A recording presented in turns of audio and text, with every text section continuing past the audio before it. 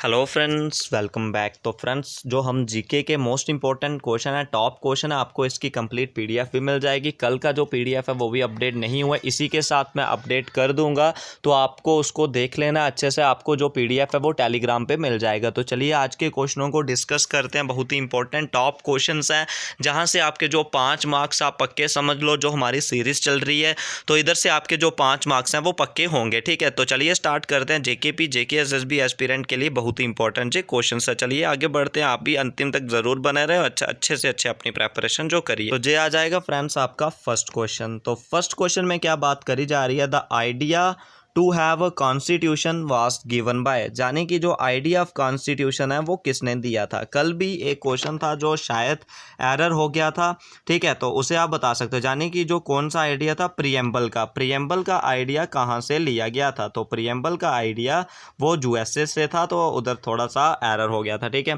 तो next question है, जो आइडिया ऑफ द कॉन्स्टिट्यूशन है वो किसने दिया था। राजेंद्र प्रसाद, एम.एन. राय, डॉक्टर बी.आर. अम्बेडकर या एच.सी. मुखर्जी। तो इसका आपने बताना है आइडिया ऑफ द कॉन्स्टिट्यूशन किसने दी है।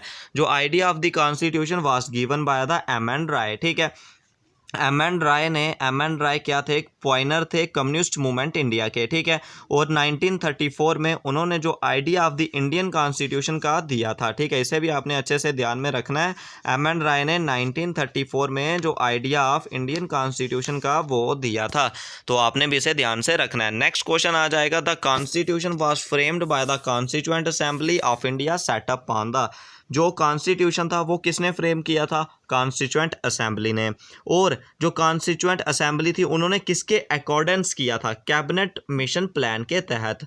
और जो फर्स्ट मीटिंग हुई थी किसकी, कॉन्स्टिट्यूएंट असेंबली की, वो 9 दिसंबर 1946 को हुई थी। और उस समय उसके चेयरमैन कौन थे, डॉक्टर सच्चिदानंद सिन्हा। ठीक है, और फिर उसके बाद डॉक्टर राजेंद्र प्रसाद जो इलेक्ट किए थे प्रेसिडेंट, और एच.सी. मुखर्जी और कृष्णामचारी इलेक्ट किए थे वाइस प्रेसिडेंट 11 दिसंबर 1946 को। उसके बाद जो चेयरमैन थे ड्राफ्टिंग कमेटी के वो बी.आर. अम्बेडकर रहे थे। ये चीज़ें आपने याद रखनी है। तो जो इसकी फर्स्ट मीटिंग थी तो क्या बात करी जा रही है, सेटअप कब हुआ था, 16 मई 1946 को। 16 मई 1946, option number A is the right answer इस क्वेश्चन का हो जाएगा। आपने भी साथ साथ में करना है, बहुत ही इंपॉर्टेंट क्वेश्चंस हैं। जो डाउट होगा तो कमेंट सेक्शन में जरूर पूछ सकते हो। Who is known as the father of Indian constitution. Indian constitution के फादर किसको बोलते हैं, doctor Rajendra Prasad, B R. Ambedkar, H C. Mukherjee या सरदार वल्लभ भाई पटेल। तो फादर ऑफ इंडियन कॉन्स्टिट्यूशन कौन से हो जाएंगे, B R. Ambedkar, as known as the father of Indian constitution. Option number A is the right answer इस क्वेश्चन का हो जाएगा। चलिए नेक्स्ट क्वेश्चन की तरफ। The constituent assembly took 2 year 11 month and dash day to complete the constitution. Constitution बनाने में B R. Ambedkar और कॉन्स्टिट्यूएंट असेंबली को कितने साल, कितने दिन और कितने मंथ लगे थे। उसको कंप्लीट करने के लिए 2 साल 11 महीने और 18 दिन लगे थे। ठीक है, option number C is the right answer इस क्वेश्चन का हो जाएगा।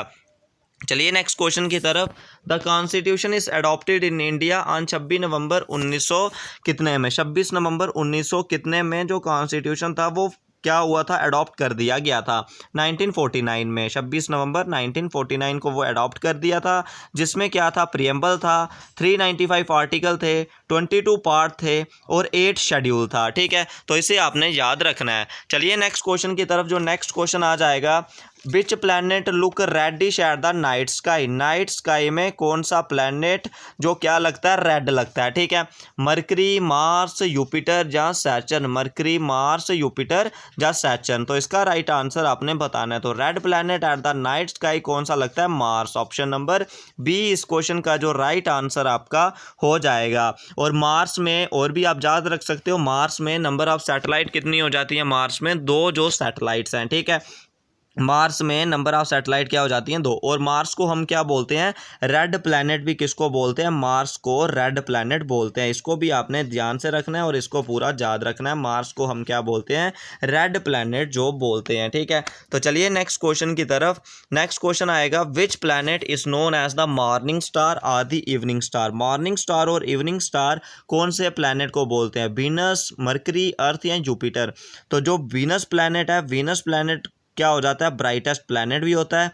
और वीनस प्लैनेट जो हॉटेस्ट प्लैनेट भी आपका हो जाएगा। और नियरेस्ट प्लैनेट टू बी अर्थ कौन हो जाएगा, वीनस हो जाएगा।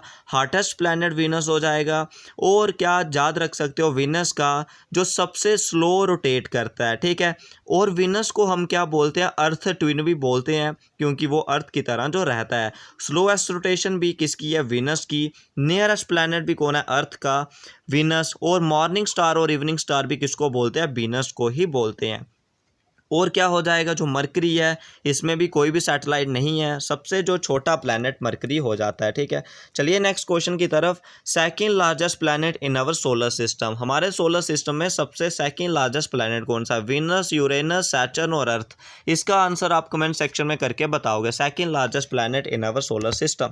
Next question, nearest planet to the sun, sun के पास कौन सा प्लैनेट है, वीनस, अर्थ, मार्स या मरकरी। तो मैंने पहले भी बात की, जो मरकरी है वो नियरेस्ट प्लैनेट टू द सन है, लेकिन जो वीनस है वो हॉटेस्ट प्लैनेट है, मार्स इज रेड प्लैनेट और अर्थ इज ब्लू प्लैनेट, ठीक है। और अर्थ का आप याद रख सकते हो, टोटल जो सरफेस एरिया भी याद रखना हो, 510 मिलियन स्क्वायर किलोमीटर, ठीक है। और मीन सरफेस टेम्परेचर कितना है इसका, 14 degree Celsius. Next question, biggest planet, सबसे बड़ा प्लैनेट बताना है, अर्थ, सैटर्न, यूरेनस या जुपिटर। तो इसका right answer option number D, Jupiter is the largest planet. Jupiter में सैटेलाइट कितनी है, 79 जो सैटेलाइट किस में प्रेजेंट है, जुपिटर में प्रेजेंट है। और सबसे फास्टेस्ट रोटेशन भी किसकी है, जुपिटर की ही सबसे फास्टेस्ट जो क्या है, रोटेशन है। Next question, farthest planet from the sun, sun से दूर प्लैनेट कौन सा है, नेपट्यून, सैटर्न, यूरेनस या मार्स। तो इसका राइट आंसर क्या हो जाएगा, नेपट्यून जो प्लैनेट है सन से दूर है, ठीक है। Option number A is the right answer इस क्वेश्चन का हो जाएगा। चलिए नेक्स्ट क्वेश्चन की तरफ। Which among the following Indus valley is located in India, इनमें से बताना है कौन सी जो इंडस वैली साइट है वो इंडिया में लोकेटेड है, हड़प्पा, मोहनजोदारो, कालीबंगन और उसके बाद चौहानदारो। तो इसका राइट आंसर आपने बताना है। तो इस क्वेश्चन का right answer option number C, यानी कि कालीबंगन। जो इंडस वैली साइट है वो कहाँ पे सिचुएटेड है, इंडिया में, ठीक है। क्या हो जाएगा, ऑप्शन नंबर सी, यानी कि Kalibangan is the right answer इस क्वेश्चन का हो जाएगा, ठीक है। इंडस वैली सिविलाइजेशन के कल भी हमने इसी के बेस पे कुछ क्वेश्चन किए थे। तो क्या हो जाएगा इसका, इनमें से जैसे जो आ जाता है आपका हड़प्पा कहाँ पे हो जाता है, पाकिस्तान में हो जाता है, मोहनजोदारो पाकिस्तान में हो जाएगा, उसके बाद चौहानदारो कहाँ पे हो जाएगा, पाकिस्तान में हो जाएगा, और कालीबंगन आपका कहाँ पे हो जाता है, इंडिया के राजस्थान में हो जाता है। और कौन से रिवर के किनारे पे है, गागर। और इसे किसे डिस्कवर किया हुआ है, इसको ए घोष ने इसको डिस्कवर किया, उनका भी आपने याद रखना है, किसने डिस्कवर किया हुआ है, ए घोष ने इनको जो डिस्कवर किया हुआ है इनकी साइट्स को, ठीक है। चलिए नेक्स्ट क्वेश्चन की तरफ। फर्स्ट एस्ट्रोनॉमिकल ऑब्जर्वेटरी, यानी कि जो ऑब्जर्व किया था, astronomical observatory has been found कौन सी साइट में मिली थी, चौहानदारो, रोपड़, दाइमाबाद या धोलावीरा। तो इसका राइट आंसर क्या हो जाएगा, धोलावीरा। धोलावीरा जो कहाँ पे है, मानसर और मनहार में है। तो इसका क्या हो जाएगा, 1990 में, ठीक है। इसको डिस्कवर किया था आर.एस. बिष्ट के द्वारा ही। और इंडिया के कौन से पार्ट में, जो गुजरात में लाई करता है, जहाँ पे क्या क्या मिला था, साइन बोर्ड मिले थे, वाटर हार्वेस्टिंग मिला था, और एस्ट्रोनॉमिकल ऑब्जर्वेटरी जहाँ से मिली थी। ऑप्शन नंबर क्या हो जाएगा इसका, जो इस क्वेश्चन का right answer option number D is the right answer इस क्वेश्चन का हो जाएगा। आपको इनके कंप्लीट जो क्वेश्चंस भी मिल जाएंगे, कंप्लीट PDF आज इनकी मिल जाएगी आपको, उन्हें आपने अच्छे से अच्छे लगाना है। Next question, how many Vedas are there, total कितने वेदास हैं। टोटल 4 वेदास हो जाते हैं। वेदास का मतलब क्या होता है, मंत्रास, ठीक है, mantras and shlokas. Also knowledge of conscience भी इधर रहता है, ठीक है। मंत्रास और श्लोक्स और कॉन्साइंस का नॉलेज भी रहता है। 4 वेदास हैं, ऋग्वेद, सामवेद, अथर्ववेद और यजुर्वेद, यानी कि 4 वेद्स हो जाते हैं। Option number B is the right answer इस क्वेश्चन का हो जाएगा। सबसे ओल्डेस्ट वेदा आपने बताना है, सामवेदा, यजुर, ऋग या अथर्ववेद। तो ऋग्वेदा जो सबसे ओल्डेस्ट है, इसमें क्या आता है, जो टोटल हाइम्स लिखे गए हैं, इसमें 10 मांडलास हैं, और गायत्री मंत्र भी इसी में आता है, किसमें, आपका ऋग्वेदा में। Option number C is the right answer इस क्वेश्चन का हो जाएगा। चलिए नेक्स्ट क्वेश्चन की तरफ। Which among the following is called the book of chants. Book of chants हम किसे बोलते हैं? अथर्ववेदा को, सामवेदा को, यजुर्वेदा को या ऋग्वेदा को? बुक ऑफ चैंट्स आपने बतानी है। तो जो म्यूजिक और चैंट वो किस में आता है? सामवेदा में। इसमें मंत्रा जो किसके रिलेटेड है? म्यूजिक के, और चैंट्स के रिलेटेड हैं वो किस में आते हैं? आपके सामवेदा में। Option number B is the right answer इस क्वेश्चन का हो जाएगा। चलिए नेक्स्ट क्वेश्चन की तरफ। Atharvaveda deals which of the following. Atharvaveda इनमें से किससे डील करता है? हाइमन से, चार्म्स एंड स्पेल, सॉन्ग से या रिचुअल से? कौन सा अथर्ववेदा? तो जो अथर्ववेदा वो किससे करता है जो मैजिकल फार्मूले, चार्म्स एंड स्पेल्स रहते हैं। Option number B is the right answer इस क्वेश्चन का हो जाएगा। Next question. Gayatri mantra is written in which of the following Veda. Gayatri mantra कौन से वेदा में लिखा है? Rigveda, Atharvaveda, Samaveda, Yajurveda? Do it yourself. इसका आंसर आपने कमेंट सेक्शन में करके बताना है। Next question. द पुरुषा शुक्ता हमन इस कंटेन इन विच मंडला। पुरुषा शुक्ता हम कौन से मंडला में है? 10th, 3rd, 1st या 2nd?